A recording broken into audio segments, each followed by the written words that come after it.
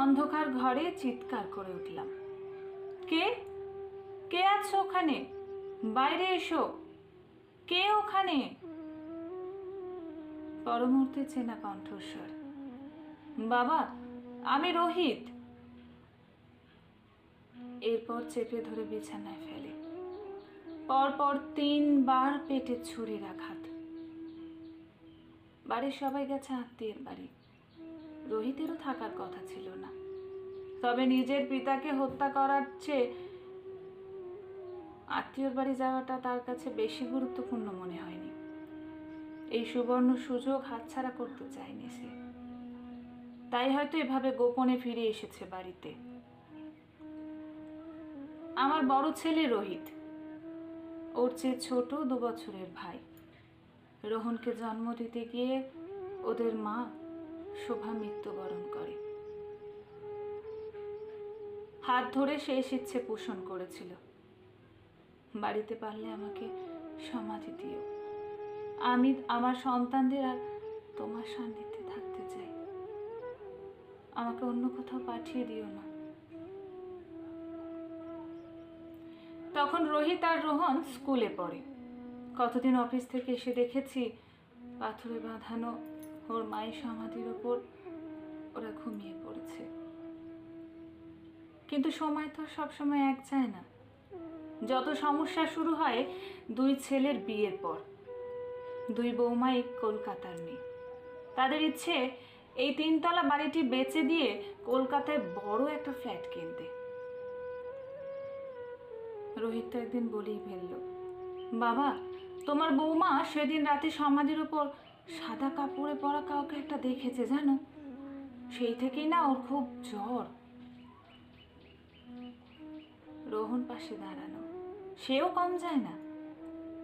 জানো বাবা, তোমার ছোট নাতনি রিমি সেদিন ছুটতে ছুটতে এসে বলল সে নাকি ঠাম্মিকে দেখেছে। বাবা দেখোই না সমাধি ভেঙে মায়ের আত্মার শান্তি কামনা করে যজ্ঞ করে বাড়িটা ব্রোকারের হাতে তুলে দিলে কোটিখানিক টাকা পাওয়া যাবে জানো। কিন্তু এই সমাধি থাকলে কিচ্ছুটি করা যাবে না। অবাক চোখে দুজনের দিকে তাকিয়ে আছি আমি। বললাম, যা কিছু করার তোমরা 2 ভাই মিলে আমার মৃত্যুর পর করো। যতদিন বেঁচে আছি আমি আর তোমার মা এখানেই থাকবো, আমি তোমার মায়ের সান্নিধ্যে থাকবো। তোমার মাকে এই বাড়ি থেকে আমি কোথাও যেতে দেবো না। বলো ছেড়ে রোহিত বলে উঠল, বাবা অত রাগ করছো কেন? আমাদের সাথে ফ্ল্যাটে শিফট করবে, আর কলকাতা থেকে মাঝে মাঝে এসে না হয় বাড়িটা দেখে যাবে। আমি ব্রোকারকে বলে রাখবো। আর বাবা তোমার তো পেনশনের টাকা ভালোভাবেই চলে যায়। প্রতিদিন কলকাতা থেকে যদি দেখতে আসা সম্ভব না হয়, যদি তোমার ইচ্ছে হয় তাহলে তোমাকে আশেপাশে একটা ঘর ভাড়া নিয়ে রেখে যেতে পারি, যদি তোমার সমস্যা না হয়। আমরা না হয় মাঝে মাঝে এসে তোমাকে দেখে যাব। একদম চুপ কর তোরা। ভাবতে পারিনি তোরা 2 ভাই এতটা নিচে নামতে পারিস। টাকা খরচ করে পড়াশোনা করিয়েছি তোদের, পারলে নিজের যোগ্যতায় ফ্ল্যাট কিনে দেখা। থাক না তোদের সংসার নিয়ে, কে বারণ করেছে তোদের? নিজের যোগ্যতায় করে দেখা, এই বাড়ি বিক্রি করে নয়। কিন্তু আমি যতদিন বেঁচে আছি শোভা এখানেই থাকবে, এখান থেকে কোথাও যেতে দেবো না আমি ওকে। আর যদি এই সম্পর্কে কিছু বলিস তাহলে দুজনকে লাথি মেরে বাড়ি থেকে বের করে দেব। বলার আগে একবার ভেবে দেখিস। এরপর 2 বৌমা, তারাও কম চায় না, অনেক বোঝানোর চেষ্টা করে আমাকে, কিন্তু আমার আপত্তির কাছে তারাও হার মেনে যায়। কিন্তু আজ রোহিত এটা কি করলো? বাবাকে হত্যা করতে এসেছে। একটু হাত কাঁপলো না ওর? ও জেলে গেলে আমাকে হত্যার দায়ে, তবে আমার প্রাণীর 2 নাতি নাতনি রাজ আর রমেনের ভবিষ্যৎ তো পুরোটাই ভেসে যাবে। উফ, কি রক্ত ঝরছে। দেখো শোভা, তোমার ছেলেদের ভালোবাসার প্রতিদান। উফ, কি কষ্ট হচ্ছে জানো, সিঁড়ি দিয়ে নিচে নামতে পারছি না। আসছি শোভা, আসছি আমি তোমার কাছে। এই তো সমাধি, এই নিয়ে যত যুদ্ধ, তাই না শোভা? আজ আমি পরাজিত সৈনিক।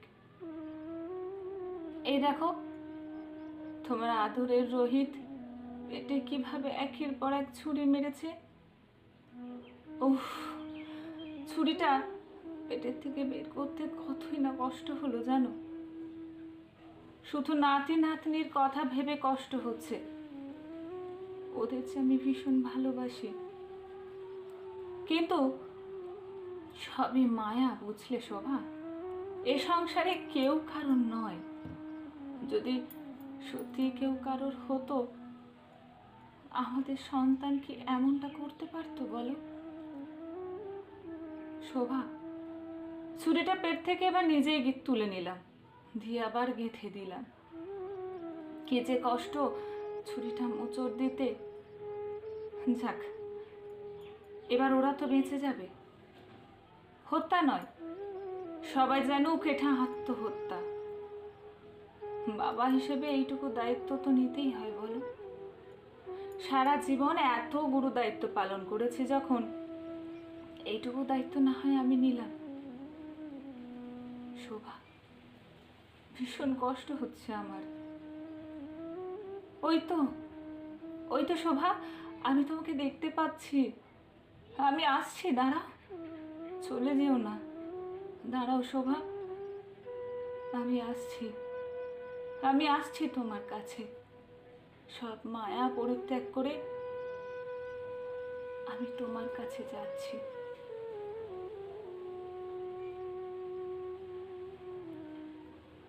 কলমে বিক্রম দত্ত।